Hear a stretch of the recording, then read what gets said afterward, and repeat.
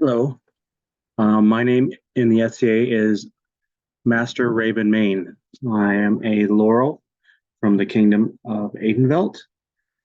This is like my class on my theory on demystifying an artisan path, an artisan guide in the SCA. I have been in the SCA for almost going on about 30 years. I have been doing art my entire life before I even found the SCA. So since I can remember, I took art in every single opportunity I could in class, uh, throughout school and everywhere else, and I always was drawing. In my time in the SCA, I've been doing. I started out fighting hard suit, and then I went into doing a lot of service, and then obviously doing a lot of arts. And along the way, I saw a pattern. Um, it seemed like a progression from when you learn an art, and then kind of there forward. So that's what this class is going to be. I'm going to go through the the progress or the journey of what an artisan you might go through, and it's going to be full of suggestions and ideas that I had and advice. So none of this is obviously things that you have to follow or you should follow. It's just some. If you've ever been in a position where you're doing an art or science and you're like, well, what do I do now? Or, what are my options or what's the next step or where I should, what should I go next? So this is where this kind of hopefully through this class and the handout that will be accompanying this video, you'll be able to hopefully something. And with all my classes, I hope that something in here helps you out in some way.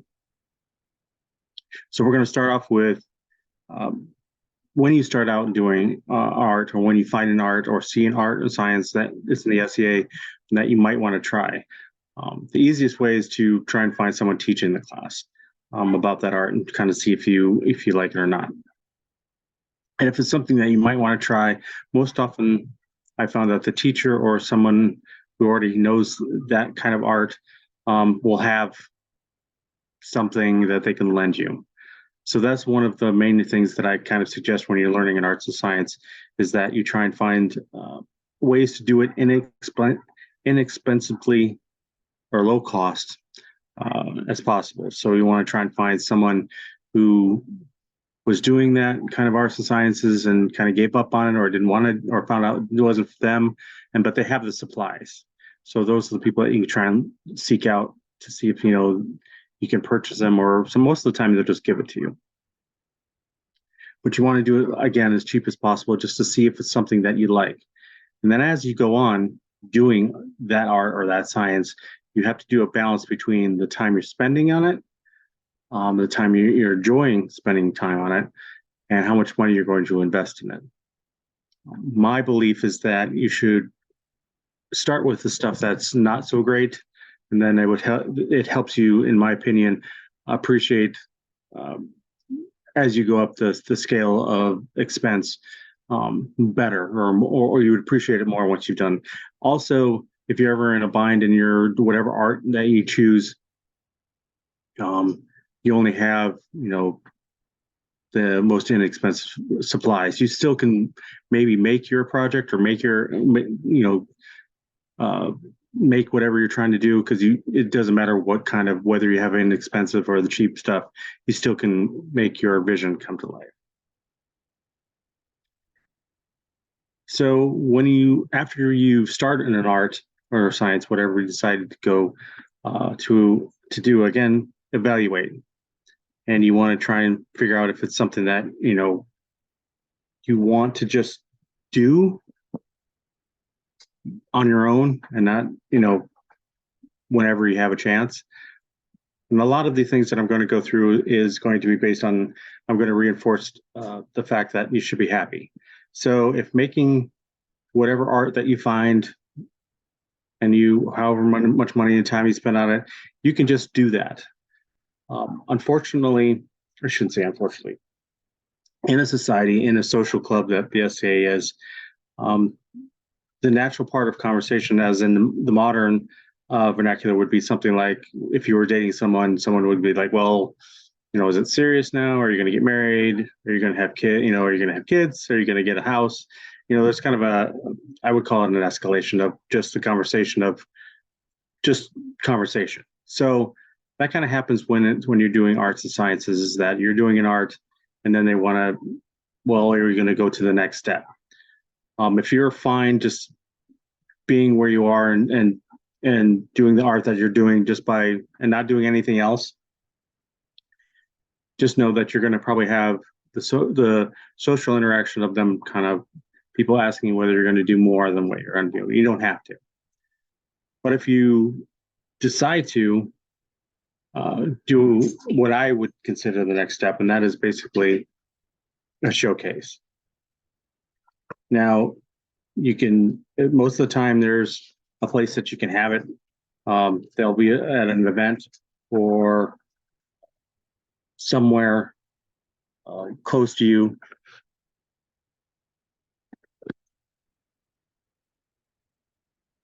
And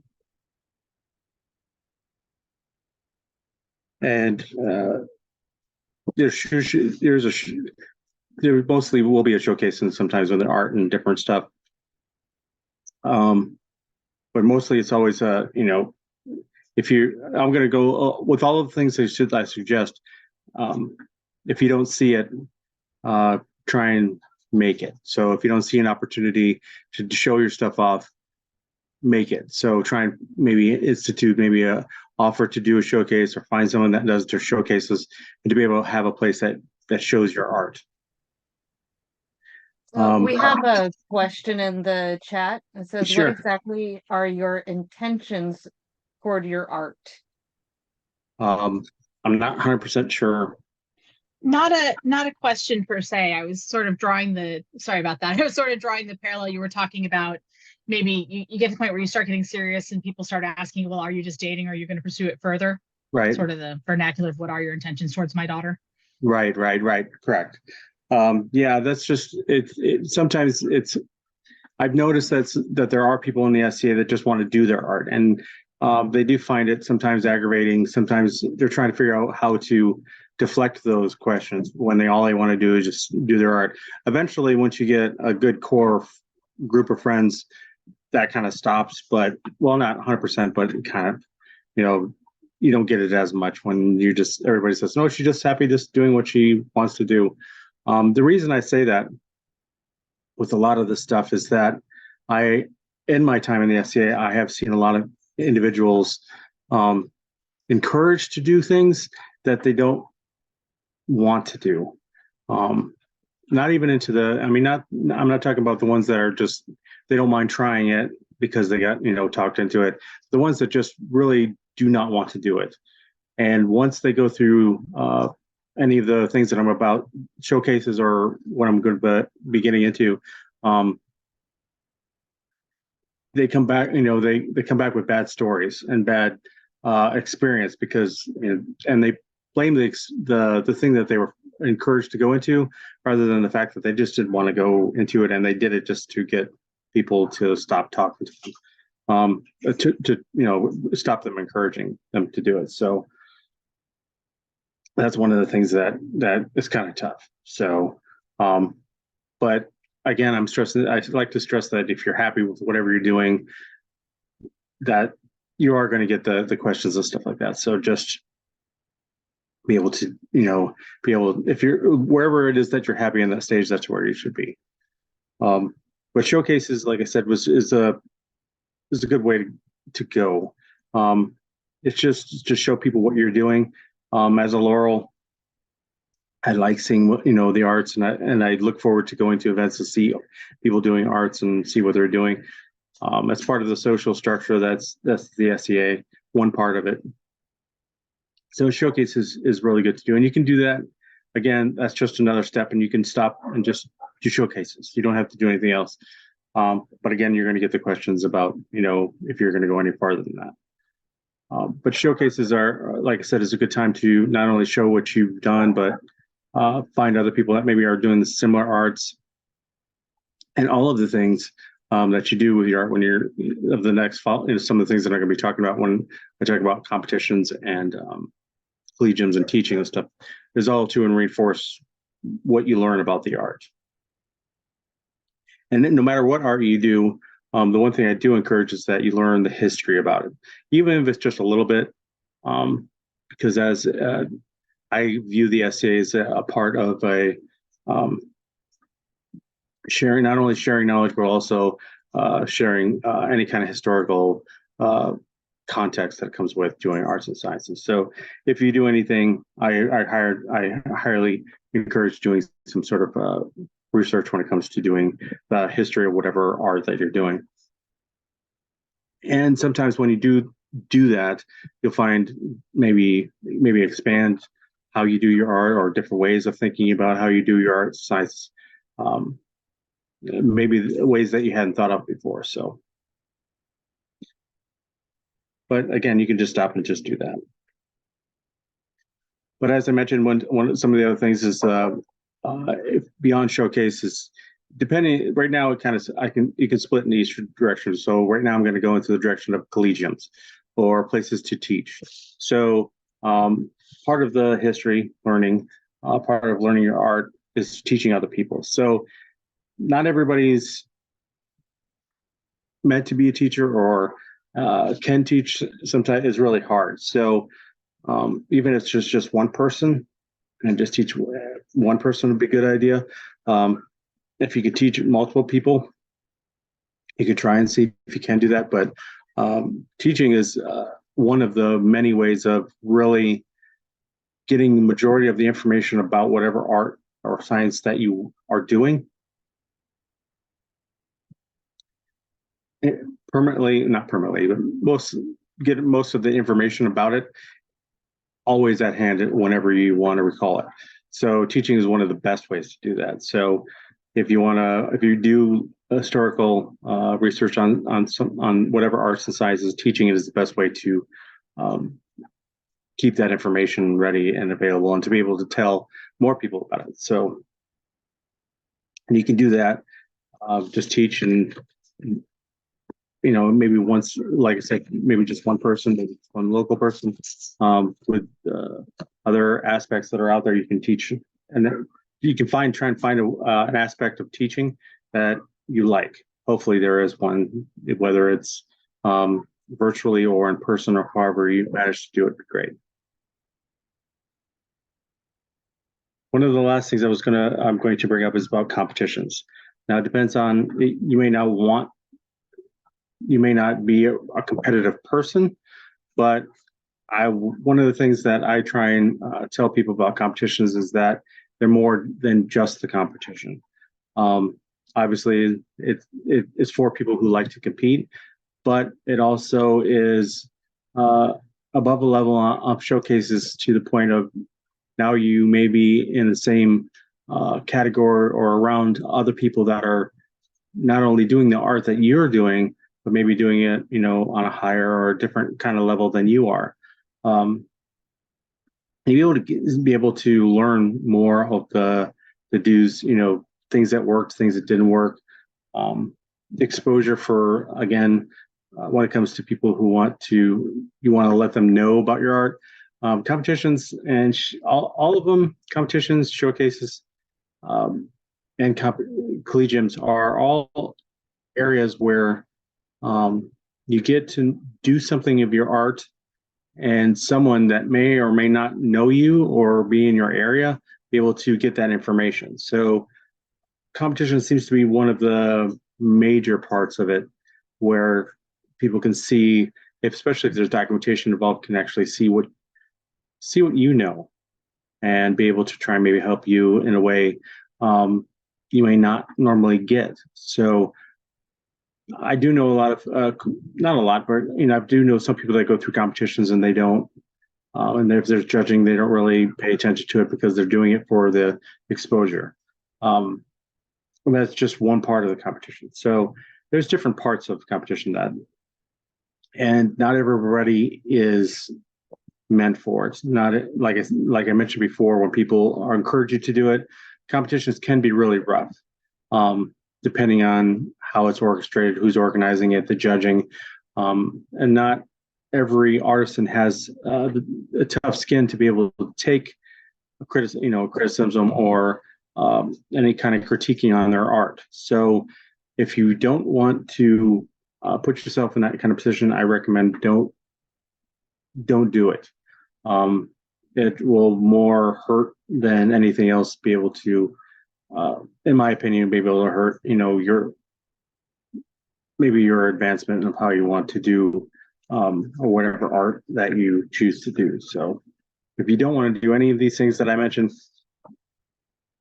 don't do them. So matter, I kind of mentioned it at the beginning, but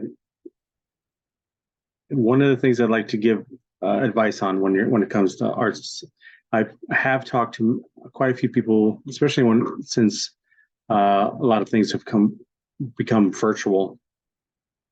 I do on occasion run into someone who lives in the middle of nowhere, and from what they tell, from their definition, they live in the middle of nowhere, and it's hours away from any SCA event. They feel very isolated, and they just really can't figure out how to maybe go to the next step, or how to gain more information, or they really don't know where to go, and there's really no one. Again, there's no one near them. So what conversation I had last week is that even though the SCA and the SCA type clubs aren't widely known, there are many clubs that have been able to stand the test of time, and those are kind of like calligraphy clubs, knitting clubs, and there's like lace clubs, and there's different things like that have been around for a very long time. Those clubs usually just are very focused on just that one particular thing, but they are out there. So, and I've noticed that they are almost in the big cities and even the small towns. So that'd be a place that you can go to, maybe try and gain interest, in the art that you're doing, or share your art with them. If not, create, like I mentioned before, create the opportunity. So if there's not an opportunity near you to do any of the things that I mentioned, try and create it on your own if you can. Just go to like the local town center. Maybe there's a lot of things that you can do, that you can have a room in the town hall or on the community center where you can just advertise and see if anybody, kind of shows up, and try and get the interest in whatever arts and sciences you're doing, and or hopefully maybe the SCA, and then maybe start in your area a group, so that way you don't have to always travel too far, and maybe you can get some like-minded people to sit with you and enjoy the art that you have found. So again, create the opportunity if you don't see it. So